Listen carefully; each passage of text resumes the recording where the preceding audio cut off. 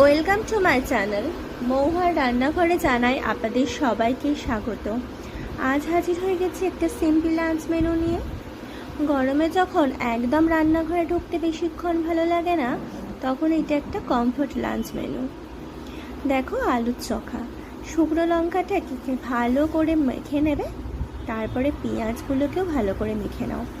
আলুর চোখার কিন্তু একটা ভালো গুণ কি, আলুটাকে না ভালো করে মাখলে সেই টেস্টটাই একদম আসে না।